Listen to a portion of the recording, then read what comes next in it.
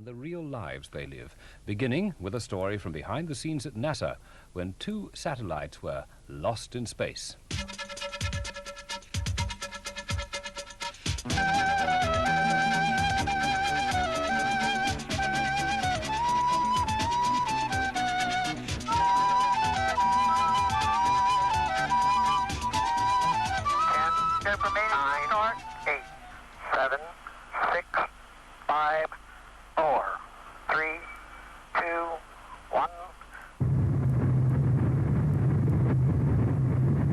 February 1984, Cape Kennedy, Florida, and the Space Shuttle Challenger has liftoff. Challenger's mission? To place in orbit 2 communication satellites, Westar and, for the Indonesian government, Palapa.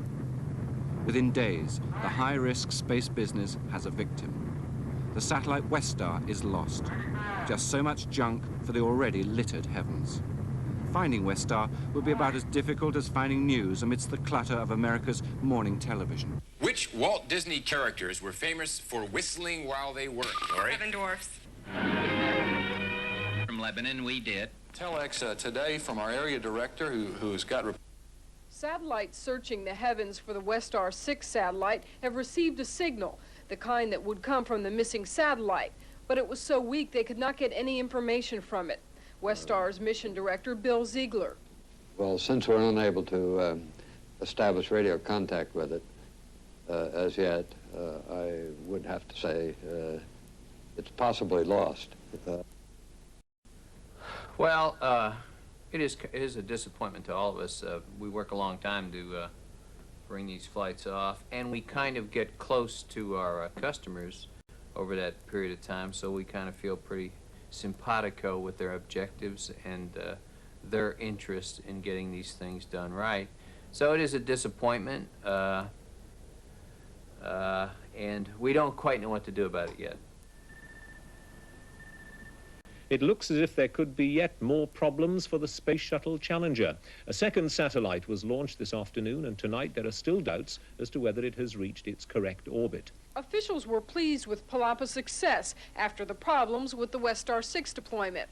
But as it was on its way to a higher orbit, problems developed. Ground stations looking for Palapa could not find it where it was supposed to be.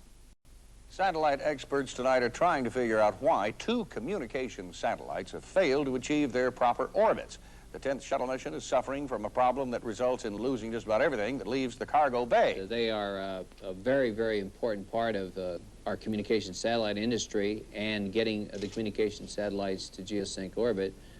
We are going to offer all the help that we can in the resolution of this problem. Hughes tracking personnel have confirmed that the Palapa satellite cannot be found in its expected orbit. Well, now we have 2 perfectly good satellites simply in the wrong orbit, and the chances of saving those 2 satellites aren't very good at all. As Challenger orbits the world, at NASA in Houston, Texas, a meeting is chaired by shuttle boss Dr. Glyn Lunny. Well, look, I would have bet you my paycheck that that second satellite, the second PAM, would not have failed, but it did. So the customers are faced with these satellites being stranded in low Earth orbit, and they're not going to be any good to them there. There's nothing they can do with them there except just spend money keeping them alive. We ought to give some thought to what we can do about getting them back. There's a lot to be gained for us and for the program and for our customers if we can recover this thing gracefully.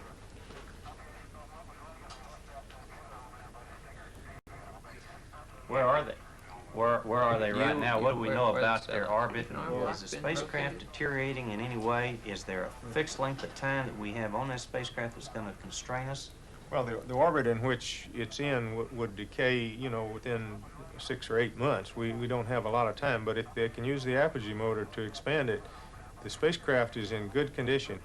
I suspect that the people who are going to want to get these spacecraft back are going to be in a hurry, because there's this demand to get these communication satellites up right now. Would you think about doing them both at the same time? If we can, why not?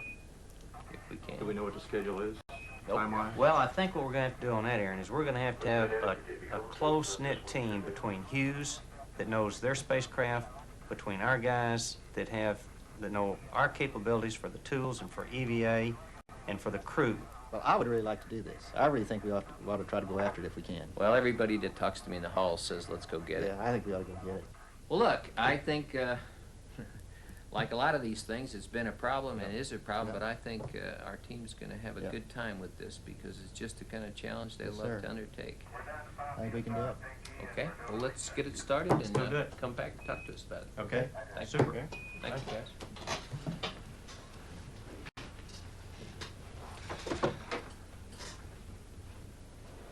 In London, at Lloyd's, the insurers have paid out $75 million. Reluctant to accept the total loss of Palapa, a Lloyd's syndicate agrees to gamble a further $10.5 million on the NASA rescue plan. Syndicate leader Stephen Merritt. If we do nothing now, then the satellite's a total loss and they have a full claim under their policy. There's no question about that at all. If we can go through in conjunction with the Indonesians and with NASA and Hughes with this recovery exercise, then there's a very good chance that there will be some sort of saving. How many millions of dollars will actually be saved is anybody's guess, but it doesn't take many millions of dollars to be saved to make it worthwhile doing. At the Johnson Space Center, Texas, Director of Engineering Tom Moser and his team have come up with an ingenious plan. Fine. How are you? I mean, fine. We've got, let me show you this for this. Finally getting in the final configuration. Right, we've got a concept here, which I think is going to work fine. What we intend to do is to get a shuttle up to a place in space where the satellite can be brought, the satellite then be loaded onto the shuttle, brought down, refurbished by Hughes, made in a condition where it's effectively as good as new, and then it can be relaunched. Committed to underwriting a sci-fi concept, Merritt awaits the NASA small print. We want to bring it back to within about 35 feet of the orbiter. Station keep. Joe Allen will then pull out of a stowed area on a pallet something we call a stinger. But essentially, he flies this stinger into the nozzle of the satellite, captures it in the throat. All right. Now the manipulator comes around. You're running out of hands. Grabs hold of this. Right.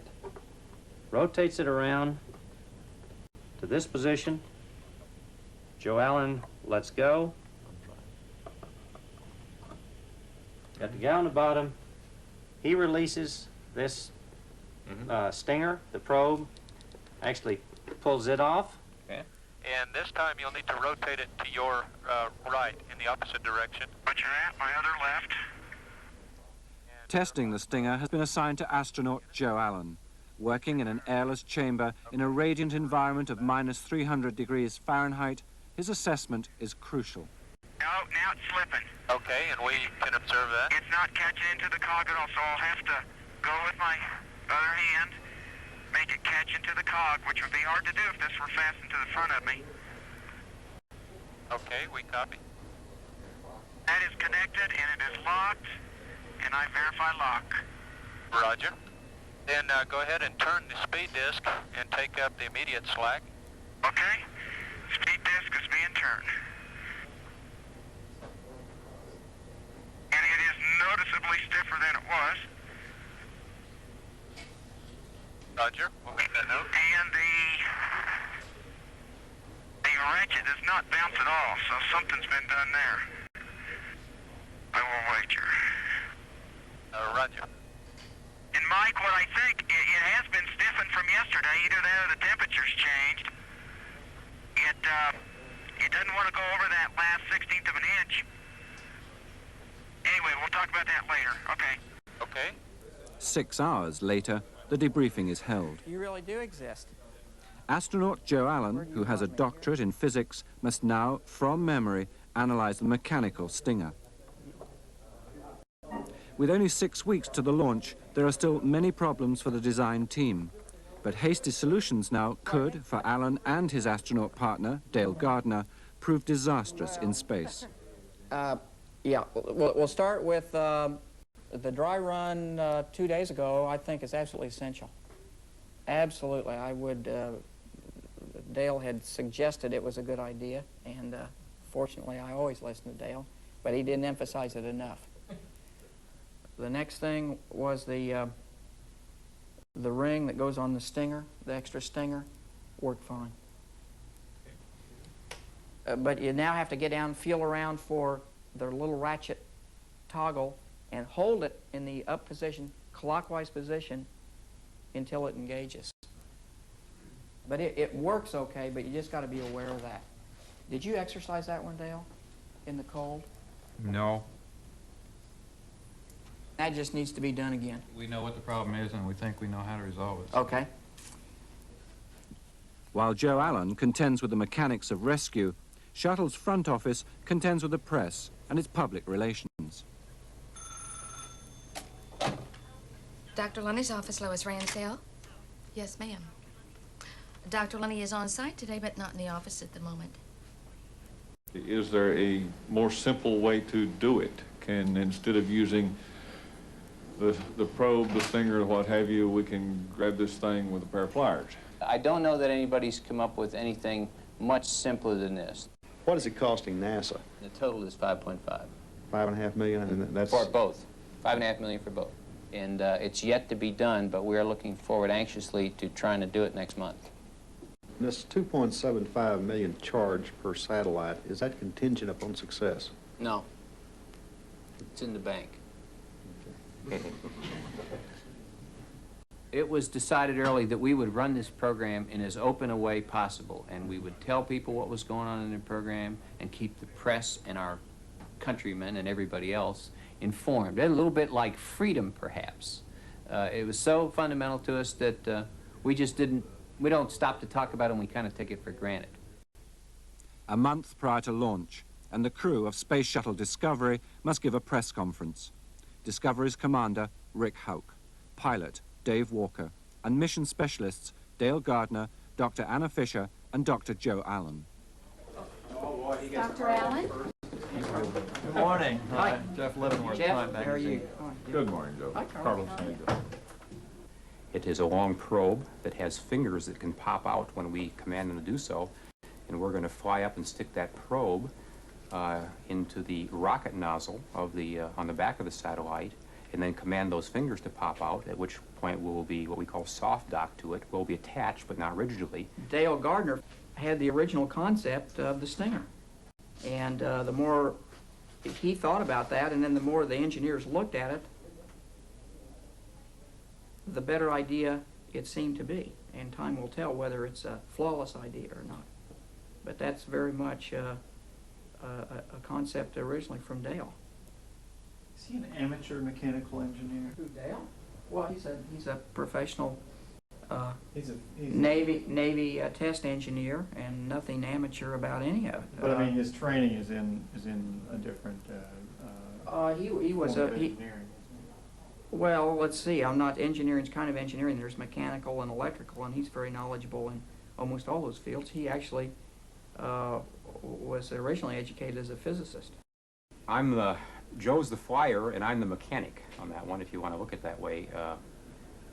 My job on that one is the attachment of many varied individual weird-looking structures to the satellite after Joe has already captured it. When they presented this plan to you, this sort of celestial juggling act, yeah, did you shake your head and go, is that the simplest way? In simple terms, the satellite retrieval is just go grab the satellite. It's the first step, and hold it so that you can secure a piece of tooling to it, a fitting, a large fitting, that really mates the satellite then to a pallet in the Space Shuttle payload bay. That's all there is to it. Countdown continues for tomorrow's launch of the Shuttle Discovery, and we'll take a look at that and more when we update world and national news in just a moment. Stay with us.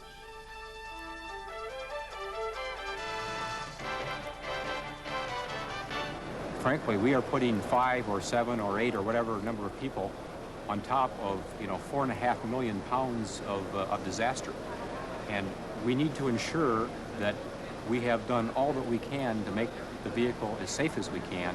When all those things are done, it is indeed a safe vehicle. I wouldn't ride on it if it were not. I really set out to be a scientist and a teacher, and maybe someday I'll become a scientist and a teacher. My children, by contrast, are neither interested in teachers or astronauts. They're interested in really exciting things like football players, ice skaters, Olympic champions. So they don't much care what I do. And the countdown went very smoothly throughout the night, ever since it was picked up at the T-minus 11 hour point. There were only very minor problems. This flight has really been fun because of all the people involved and the dedication and the enthusiasm all the way across the board, from the engineers that designed the hardware, who have done a tremendous job to pull this flight together, to build the amount of hardware we had to build for this flight, and the period of time we had to test it and deliver it was absolutely amazing. They've done a super job. GSS verified. AFM verified. My major concern is that there's something that we haven't thought of. You know, we put this flight together very quickly in a shorter time frame than we normally prepare for a complex mission, and you worry that you haven't thought of all of the possibilities. Ours is a job of what ifs, and we always try to think of all of the what ifs.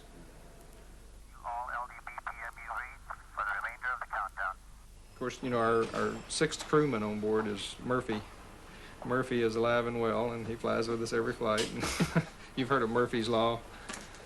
Murphy's Law says whatever will go wrong, or can go wrong, will go wrong, or whatever. So if we can just keep tabs on Mr. Murphy, we got it made.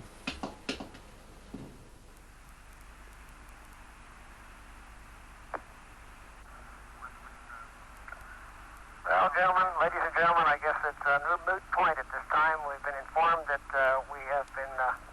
we've been directed to scrap today's launch. Therefore, we will not continue. In Mission Control Houston, Florida's decision is not unexpected by flight directors Bourgeois and Stone. But the news has still to reach all NASA personnel. Shuttle Boss Secretary Lois Ransdell. Muffins, hot muffins. And we will have to scrub for today. I know it's a disappointment to the team, especially. I waited at the gate for them to open. Oh, they didn't. What happened?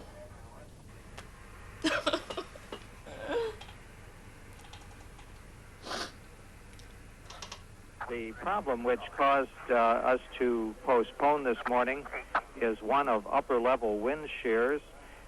They have been extremely erratic between the 20,000 and the 50,000 foot levels.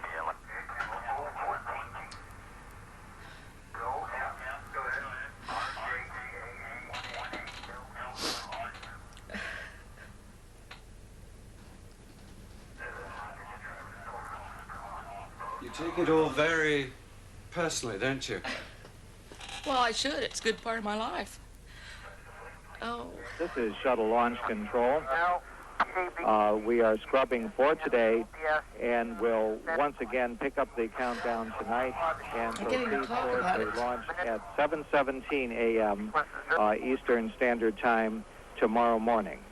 This is Shuttle Launch Control. There was no launch today at all at Cape Canaveral. Only those familiar words from NASA, "We'll try again tomorrow." What caused the delay this morning, Stephen? David, there's some pretty strong winds in the upper elevations over Cape Canaveral early this morning. I'll tell you, the political losers aren't the only ones who are feeling a little bit down today. Everyone associated with the NASA program was so psyched up about this mission that it was hard to even accept a temporary delay brought on almost at the last minute by a huffy-puffy Mother Nature. Well, this is actually a simple delay since we don't have an orbiter problem. We just have to come back and regroup and be ready to go tomorrow and hope the winds are acceptable for launch tomorrow. So this is not a difficult delay for us to deal with. It's just a matter of waiting until it's time to go again. Well, I'm glad it's nothing technical. The crew's going to be disappointed and everybody... Well, as long as it's just the... Oh, turn those things off, you guys. Let's have a cup of coffee and a muffin. Right out of the oven. Wait a minute. 1, 2, 3, 4. That's just right.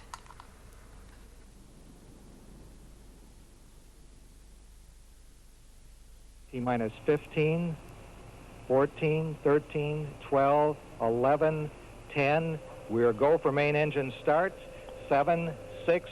We have main engine start. 3, 2, 1, and liftoff. Liftoff of Discovery and the first flight to retrieve and return satellites from space, and the shuttle has cleared the tower. Watched by the world, and more particularly its Washington critics, Mission 51A will last 8 days. Anxious days, for NASA must prove the worth of their multi-billion-dollar program.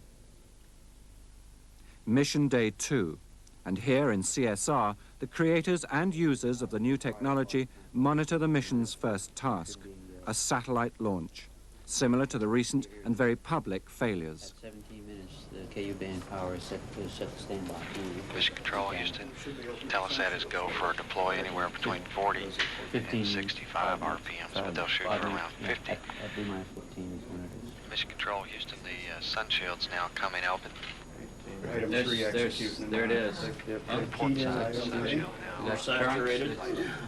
The RPM is going up, and the current looks good. Spin up, started. Right on. 22 RPM. Okay, Ron, we're setting up now to show the deploy. Keep in mind this is mainly in darkness, some moonlight, but a little bit of artificial light from the orbiter. I'll go ahead and select. We have deploy. Fire and deploy. All right. Well, they look very happy. Should be okay. All okay. We'll stick around for another hour. Smile now.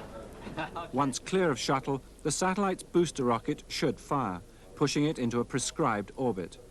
It was at this point that both Westar and Palapa failed, reacting like damp squibs. With only minutes to go, the manufacturers sweat it out. Mission Control, Houston, data shows the arm moving to position to record the PKM burn. Ignition should be in 5 seconds. Should go ahead and pick up the whole thing. Okay, we got you loud and clear, Ron. You called us right as we're looking for the initiation of the burn. I don't think we'll be able to see it, Ron, due to the daylight pass. So. Crews indicating they don't think they're going to be able to see ignition due to the daylight pass. We're fighting the sunlight with a camera to pick it up. Because they can't see that does not mean that the burn hasn't happened.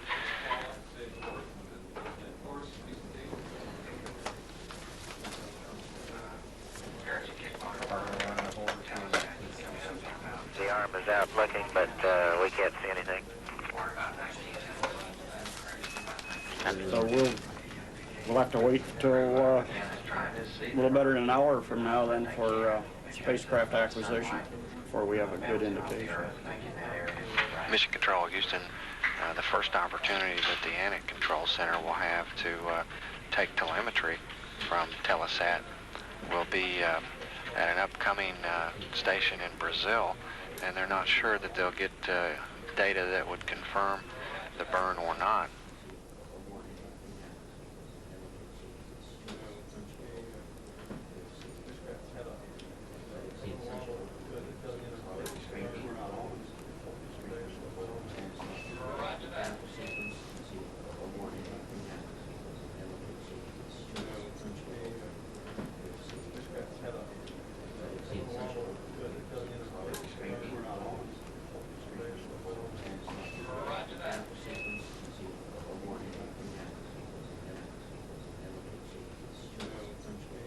"56 minutes later, it was confirmed by the tracking station on Guam that the Apogee rocket motor had boosted the satellite into a geosynchronous orbit. In Mission Control Houston, the night watch takes over.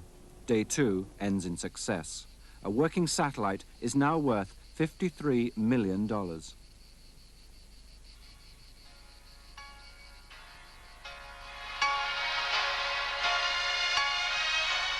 Pleased with themselves they may be, But the task on day 5 will not be so routine. Donning 2 EMUs to go EVA, supported by a PLSS, Joe will traverse from the FSS on the MMU. Or put simply, they will go EVA, extravehicular activities, walkabout, in EMUs, extravehicular mobility units, spacesuits, on an MMU, manned maneuvering unit, a jet backpack developed on the ill-fated Challenger mission by Bruce McCandless. I was the first to fly the MMU, 41B. It was a very pleasant, fantastic experience. When you get out away from the orbiter 100 yards and you look around, the only man-made object that you can see is, in fact, the orbiter off on the horizon. 1 minute you're over the U.S. and a couple of minutes later you're over Africa, for example, brings home the point that we have to all work together to cooperate and to preserve our environment. As the Discovery crew sleep and loop the world, a report concerning the previous Challenger mission is being presented to senior management. Shuttle is unsafe. Tiles designed to prevent the crew being incinerated on re-entry are falling off. I would have to say today we do not have an ability to meet the next launch. You could be in a posture where the program would have to make a decision on whether to delay the launch for some more time. To me, that's a fairly difficult choice to make.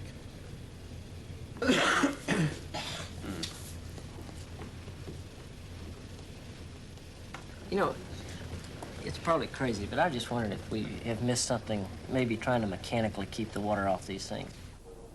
Down on the second floor in Mission Control Houston, the imminent problem of placing shuttle alongside the failed Palapa is the only one on the mind of lead flight director Larry Bourgeois. Discovery within 250 feet of the Palapa now. Moving in very slowly, 0.3 foot per second. Holy smoke, look at that satellite. Riser's coming down. I can find it. Discovery, Houston. Go ahead, Houston. Roger, we're going LOS. We'll listen to you over Yargati. Guam will be no-go this pass, and we'll see you at Hawaii at 08. And we'd like a status on the stability of the satellite. Okay, I got that one. Thank you. As Joe and Dale prepare to leave Discovery for extravehicular activities, their every move is monitored by the Houston EVA room. Right now we're in preparations for the first EVA on this mission, and they're about to begin a period of pre-breathe where they sit inside the suit for a 40 minutes period of time to wash all the nitrogen out of their suit and out of their bodies, so that when we depress the cabin to go EVA, they don't experience any bend symptoms.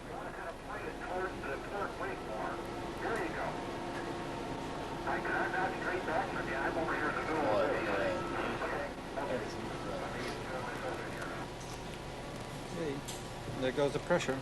Yeah. Drawn up. Okay. Pressurized.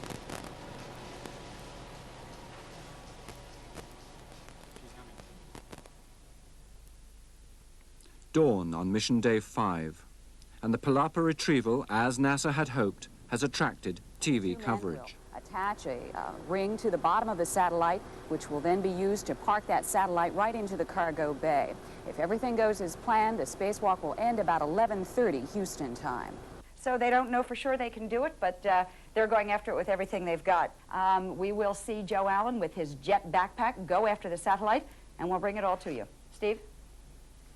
Okay, Houston, Discovery. Go ahead, Rick.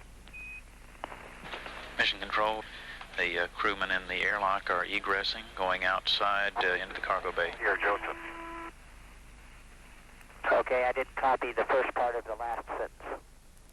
Okay, the other red line is leaving the FSS. That's 2000.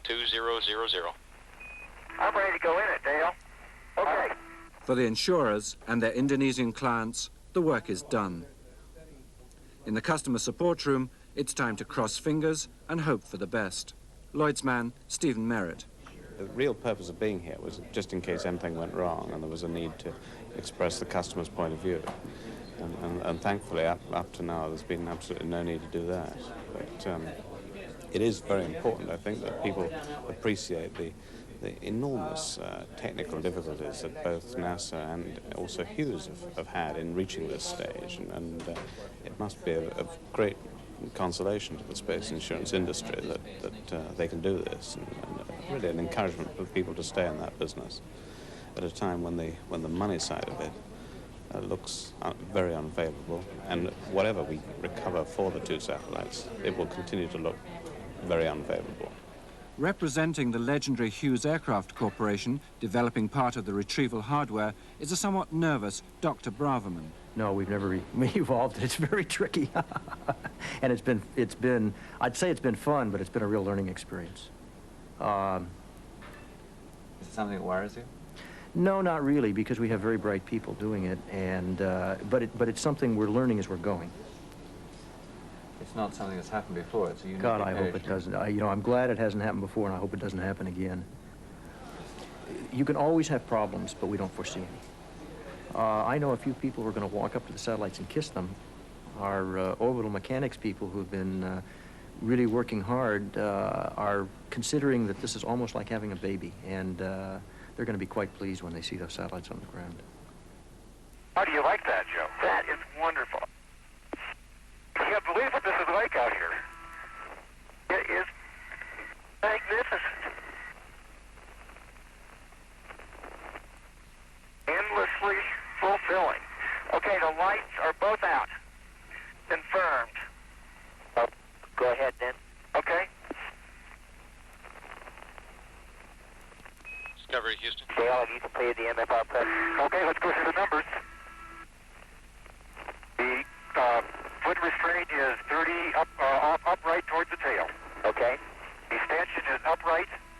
It's tilted back to 27 degrees. That sounds good. Do we have a picture? Let me check out the satellite here. Oh my goodness. Look at that. It looks beautiful. You can go a little higher, Joe, so you can clear Dale. Don't want to get too close to the satellite, jeez. You can go a little higher. Did you hear what Joe just said? He's checking out the MMU, and what he just said was that he was afraid to go too high. He was going to bump into the satellite. It is obviously right there.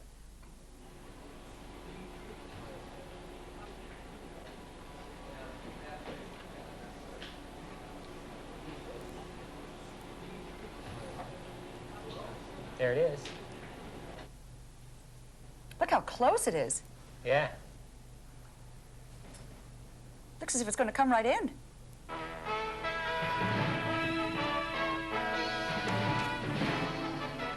We interrupt our regular program schedule to bring you a special report from ABC News.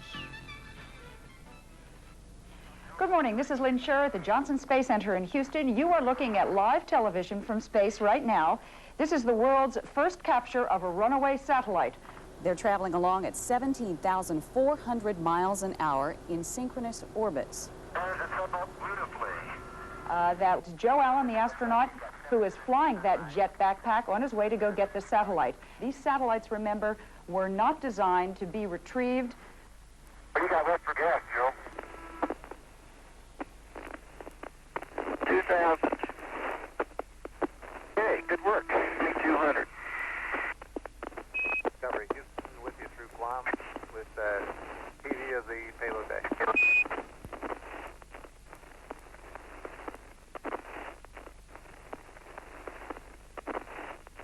2000.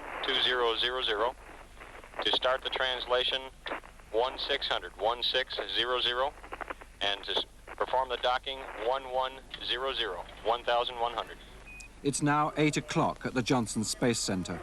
There are future missions to plan, ideas to research, the bureaucratic details of a civil service to perform. It's demanding work for the center's 7,000 employees, especially when, like Lois Ransdell, your mind is elsewhere. I think it's fantastic, but I still... Those fellas really have guts. When you get away from the spacecraft and there's no umbilical cord and all around you just... infinity. Just little bitty clouds and the blue sky and the ocean, and there he is putting along to the, you know, the light on the back of his pack. Going toward that, what looks to me like a huge satellite, trying to latch onto it and hold it. Oh, and actually, matter of fact about it. And they will be coming back with live picture, I believe, in just a few minutes. We've lost picture for just a little while. We'll come back with more picture and more information on what the astronauts are doing up there after this commercial and a word from our local stations. New Tang breakfast beverage crystals, now improved with a fresher orange taste, plus a full day's vitamin C. No wonder New Tang was selected for the space shuttle.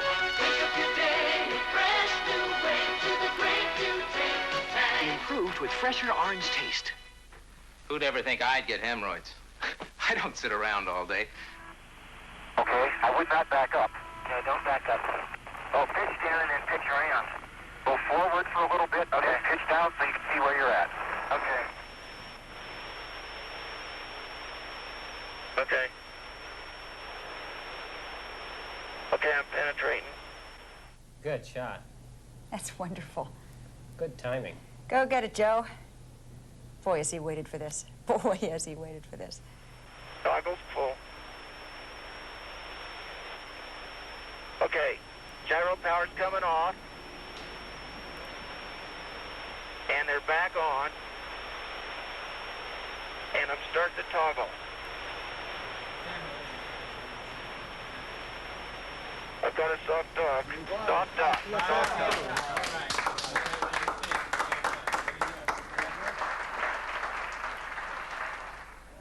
They've done splendid work, and these astronauts, you know, they're truly American heroes, these astronauts. Go ahead, keep making my day. Yeah, right. You should have been around. You should have been around for a couple of the tense moments back in the last couple of months. Well, we had our own tense moments. Yeah, yeah. So we're really, it's fantastic. You fellows have done a magnificent job. Thank you. It's been a lot of People fun. who've done the maneuvering and the orbital mechanics, I think, to me, it's just mind-boggling that you could bring that thing so close. Pulling it down. Pulling it down. Okay, the wrench is broken over. Stop the clock. I've got it tied. Okay, you can yaw around to the left and come towards us. Okay, you can yaw around to the left when you're comfortable, Joe. I'm happy, but my stomach is still turning cartwheels, and I'll feel much better when we get that adapter on. It's money in the bank. Well, it's not quite in the bank, but it's getting there. It's certainly getting there. Certainly feel a little better now than when I first came in this morning. Mission Specialist Anna Fisher will use the mechanical arm to grapple a fixture on the side of the Stinger and move both the satellite and the crewman over into position for Gardner to attach an A-frame structure. There's no end to their talents. Exactly. I just hope they can come home like good boys. Exactly. Well, it's not over yet. We've got to get it down in the bay before it's over. We got to sell out on the end of the arm, but we still have not got him in a position where we can bring him home. Once we've got it down in the bay, then I'll feel good. You're going to present the antenna in to me. I want to inspect it in a few minutes to see if there's a place I might tether to, in addition to holding on to the floor bar. Okay, I'll bring it over, and you just tell me where you want it. Okay. Dr. Bravo, when you say you're not there yet, what are you waiting for? We have to put the adapter on the ring of the spacecraft, and until we get that done, really they're going to put the A-frame on next. Then it's our turn because the adapter is something that we built, and there's still a lot left to go. But we're awfully happy with the way things have gone so far. Those pictures are magnificent. Do you have those pictures? Oh yeah, those are just absolutely magnificent. In fact, they're putting the A-frame on now, which, Yeah, that's a good picture of the front end. Well, I know. it's just been amazing to watch. I was flying. I'm just 3 feet off the ground.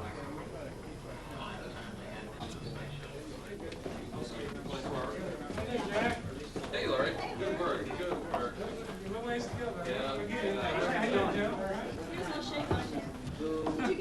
For Larry Bourgeois, it may only be one small step between CSR and mission control, but in that time, Joe and Dale have hit a problem. Okay, Aaron, now wait just a second. Okay, it's going to have to, the top end's going to have to go aft, and I hope this is going to be possible for you.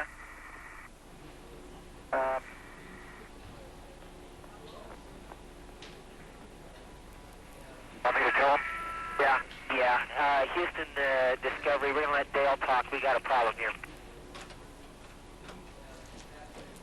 The common bracket clamp will not fit on the satellite. Hey, Jack? The problem is, between the two octagons, between the two common bracket parts of the satellite, is a structure that's sticking out far enough that it is hitting the cross brace of the common bracket.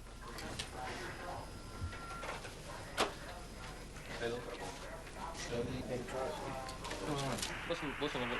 This structure right here was hitting the cross brace of the common bracket clamp.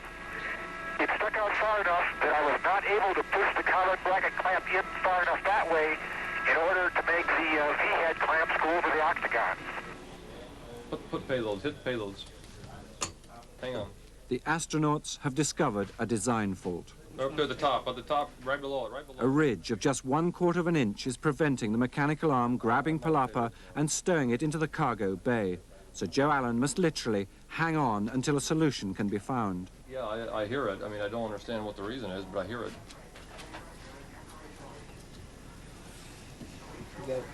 Joe, you got the Westar drawings? Oh, I got the adapter drawings. Is it the Omni deployment mechanism? No, I'm sure what it is the feed horns. Got to be coax. Waveguide. It's either the back of the feed horns or the waveguide that goes the into waveguide. them. See, we never had any drawings of waveguide. Have you got a drawing here, Jack? No. Not of that. We debated how many drawings to bring, and there was 1,000 drawings of that stinking spacecraft. Yeah, I understand the plan. We need to get a feel for how substantial that thing is. If it's a coax or a waveguide we can cut or bend, that's another way to look at it, too. Hit it, dent it. But there's no way, probably, yes. I think you should be able to cut it with those shears, or hit it with something and push it out of the way. Because if it's Flex waveguide, it's easy. If it's waveguide, it's thin wall not rectangular flex. tubing. It's not flex. No. Where is Jack? Jack, there are photographs here. You ought to take Wait a second, will you? Not going to see much of the blankets on it. No, that's the best we can come up with. Where's the common bracket? Those, right, you got your finger on These it. things right here. This is one side of This it. is the hex he's referring That's to. the that hex you he's can't referring It's to. this The other one stuff is right here. directly behind it. Okay, also, do you have a number for him at home? I understand that. No, there's no question about it. They're going to go ahead and try the contingency mode then. You can't get Barry Ross. I haven't tried yet. I still got the secretary of. I'll have her try and call him at home. She said she should be in about 8:30. Yeah, try to get him at home. That's right. Is Davis Spasto there? That's the thing to do. They've got to tether it, of course. And they can get the wrench on it. And then all they do is fix this, and there's no question here with the knife edges going in, all that shouldn't be. No, they're totally in. And then you got, then you're eliminating that cross member. But it's not structural. Yeah, that's what I said. Then you're eliminating when you do It that. is That's not good. structural? It's not structural. It just keeps the two as a unit. So you're just holding it with the you just hold it Hold it in at the end. configuration with the That's right. with the cross with the A-frame itself. That's This right. piece up here. That's is right. A-frame. It's only... Okay, now it's very important too that Barry Ross get Can you involved. get these off? I'm positive he's probably, or Marco also. Well, either one of those two, and I would try them both. At least Baines is involved, and Baines will, I don't think Baines is quite so good mechanically, I mean, with the details, but he should know that pretty well too. So just work it with all those guys, and please give me as much information as you can, as soon as you can. If they got a backup plan, let's just scrub. I just want to make sure I understand there's something that we're missing. I just don't want to. Yeah, well, I think we ought to just proceed with it. They are. And we're not stopping them. I just want to make sure I got all the facts. I got obviously. Will you get hold of somebody real quick and let's get those Western Union drawings? No, let's get the Western Union drawings. And make sure we understand what's going on there. No. Because he can pull these guys together and get hold of them. We're going to go straight to the backup. And we've practiced that in the WIDF, and it'll take a little longer, but we think we can pull that off all right. So that's where we are. Fine. Thanks.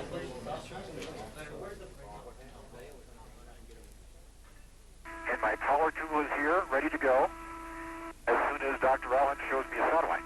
Okay, I think you're ready. You can just lay there and leave your brain running while your body rests a second. Okay. My body's in fine shape. I really haven't been working that hard, frankly. Been mostly mental, not physical. I wish I could say it was different. Tom, how would a problem like this arise? Something that somebody hadn't anticipated? Well, it's something that we didn't anticipate from the configuration of the spacecraft.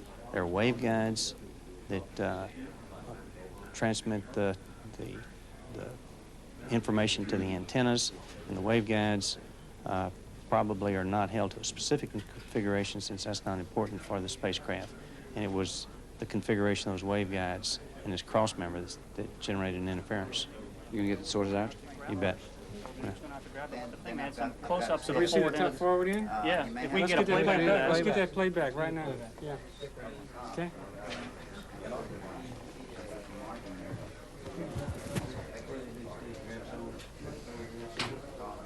The antenna bridge on top didn't work. There was some sort of an interference that we don't fully understand yet, but that's in working parallel. What we've done is revert to Plan B, which has one of the pilots, Joe Allen, up front holding the satellite. He's in some foot restraints and he's tethered to the orbiter, and he's holding the satellite. Dale on the back end has taken the shower cap in, which covers up the nozzle to keep all the junk from falling out. And then he's going to put the structural adapter in. And then the two of them will manhandle it down into the frames and latch it closed. And then we will spend some more time, and that's what's going on right now, talking about what do we want to bring into the cabin overnight to work on it or change it. And that's what the conversation is about here, sort of what to do next.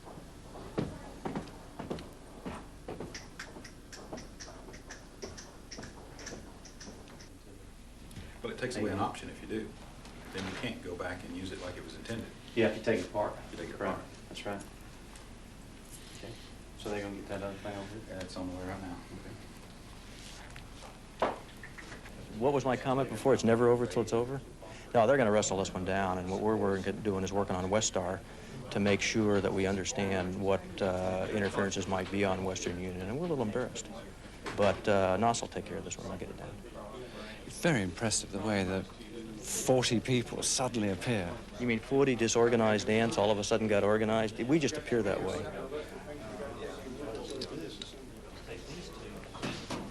Hi, Larry. Perhaps I Paul. spoke too soon. I'm You sorry. sure did. We'll get there, though. Where's the piece? That's the side. So the cross bracket goes through right there? Goes through right there. We are just working on Westar. The way that it's described looks like there's nothing you can cut out, and we just assume you're going to go to backup. So we're trying to focus, see what happened on Palapa, but make sure that we understand what's going on. Okay, we're going to try to get a picture of the area of Palapa where we got the problem before we finish out there today. Okay. With the thermal insulation removed. You're definitely on the backup mode, though, in terms of... Yes, yeah. yes. Better come this way, Joe. I'm helping you push it over there. Okay. You got to bend back a little bit, Joseph, just a little bit. I'm bending. Okay, now come right a little more. If there's anything you guys find quickly that we can still make up on Palapa, I don't want to give up on Palapa yet. I realize the only thing you can do is put about 50 guys crawling over that data and try to figure out what the hell we can get out of that thing. Get the vehicle engineers involved and so on. Joseph, you have to lean back with it consciously because each time that you relax, it comes down into the bay. So, let me tell you, you've got to kind of point it towards the port wing more. There you go. Because I'm not straight back from you. I'm over here in the middle of the bay, see? Okay. Well, the trouble is with these blankets, I mean, You can't see the problem. you just can't really tell. The hexagonal bolts. Can we come up with anything that shows us that area? We looked like hell for Palapa pictures. We could not find any. They have removed the RMS from the satellite, so he's holding the satellite by himself. Then okay, they're going to put an adapter on the satellite while he is still holding on to it, and then he's going to take the satellite and twist it, and they're going to, with him holding it, dock it or mount it into the orbiter. It's still going on, so we don't know it's going to work for sure, but it looks like it's going to work. Hey, Joe, take it up out of the bay. I got the stinger in my hand. Okay, Joseph, up very slowly.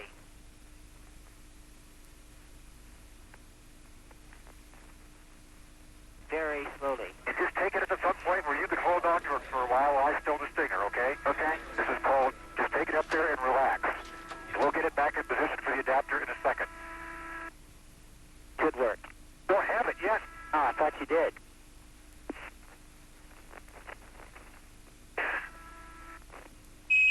Laboratory, Houston.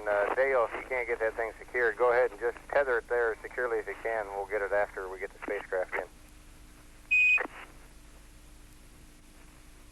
Okay, Jerry. I think I got her. No, I didn't. Latest report is, I think we're going to get it. Anything special you have to do? No, what you see them doing now, I think they'll be successful in getting it. We're just looking at other options of trying to grab it for Wednesday, for the Westar. Okay? Thanks. Dr. Mosher. Hi, guys. Oh, how you doing? We're looking over your shoulder off the RMS. Okay.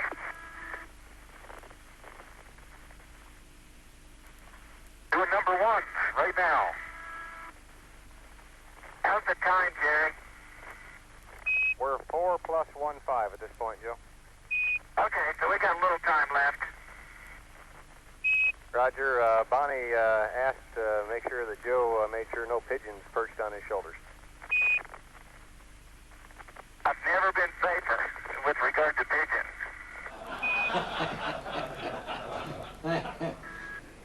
Okay, number 1, position indicator is down to flush.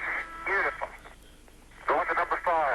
Now I can twist it however you want, Dale. Okay, that's all you're moving it, right? You're moving it? Yeah, and now I'm stopping it. Okay.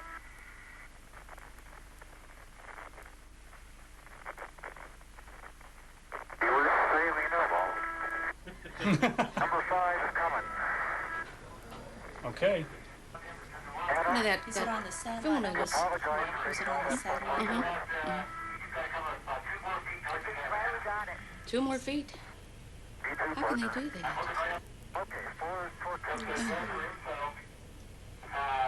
Up at the top.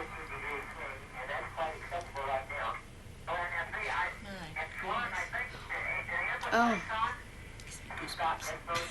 Gives me goosebumps. Sound like a couple of tourists. Are we asking? Pull up a chair, Peggy.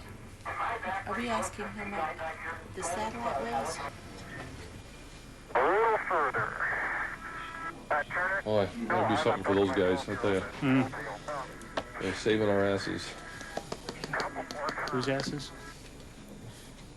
Well, I'll just hang it out in the wind, but buck stops here, guys. Hey, these things happen, John. They don't like, but I don't want them happening on my shift.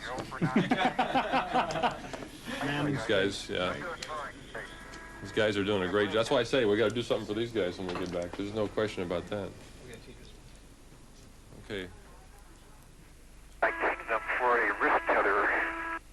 I have one. Well, I know, but I've been doing it with this mini workstation. Oh, yeah. It's been just, you know, it wraps around itself and it dangles. But I'm so close to the end that it's not worth getting off this horse and getting on another. He sounds like he's just a little bit tired. Said he was. You got to tilt the satellite back left. Okay. Lock her off,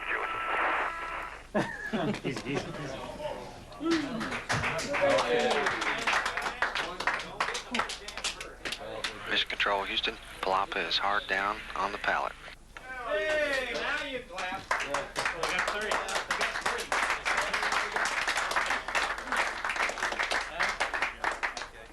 3. We pick up and deliver. You have yourself a spacecraft, Mr. Benner.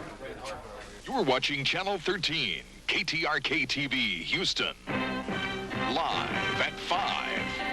And another unique chapter has been written in the space history books this afternoon. Astronauts Joe Allen and Dale Gardner took a satellite out of orbit and stowed it in the cargo bay of the Space Shuttle Discovery. I'm worried about, what's today, Monday, Tuesday? I'm worried about Wednesday. You've got a professional goat here. It's one small step for a company, but one giant leap for mankind, or something to that. So the satellite was captured, much to the delight of insurance underwriters who paid out $75 million when Palapa didn't perform right. And with the crew once again together, NASA read a thank you note.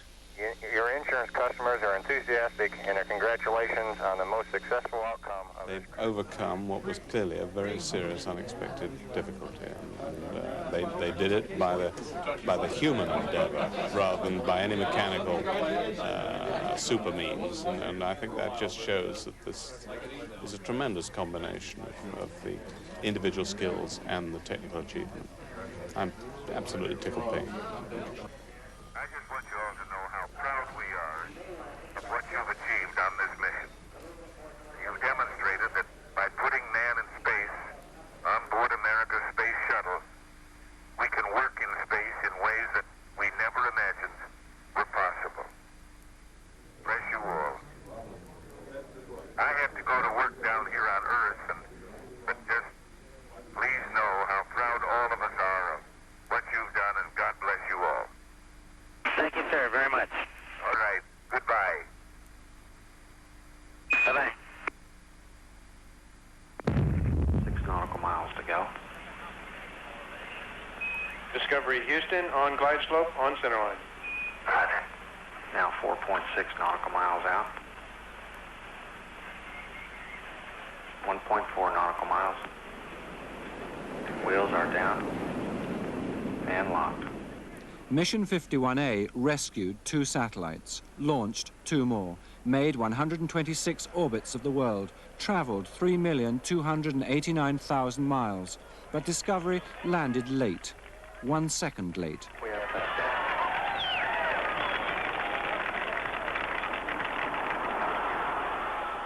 Retrieval of Palapa and Westar cost $18 million. Ever mindful of costs, NASA flies the crew home to Texas and family in cheaper style. Are they all on this one? Yeah, all on the same airplane, I think, with Abby and maybe John Young.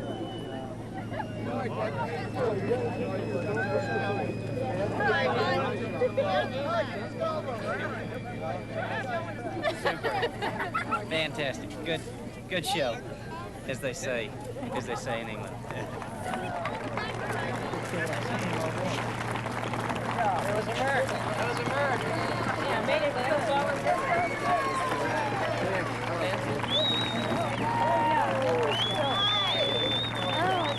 Oh, Gary. Thank you. Hey, Glenn. Super show. It was America. How you feeling? Everybody got their Oh, yeah. Well, Jules, a few heartbeats, huh? How they doing? Going? They're doing great. Yeah, they're doing great. Terrific. How you doing? Super.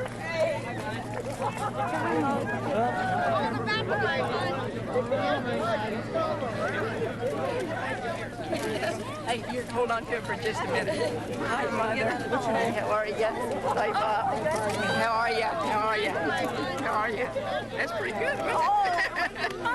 Not half bad. Not half. Oh, you mean those surprises? Huh?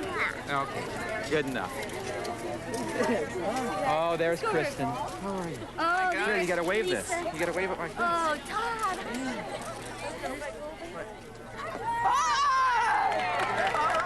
All right. Hey, Joe, how are you? How are you? Did you take a lot of pictures? Oh, did I? We didn't have one frame left. Not one frame. Oh, Lord. I hope I took the lens cap off. I wrote you the hello, Ed. Super. Oh, thanks a lot. Oh, thanks. Yeah, that was great. I tell you, all that stuff worked.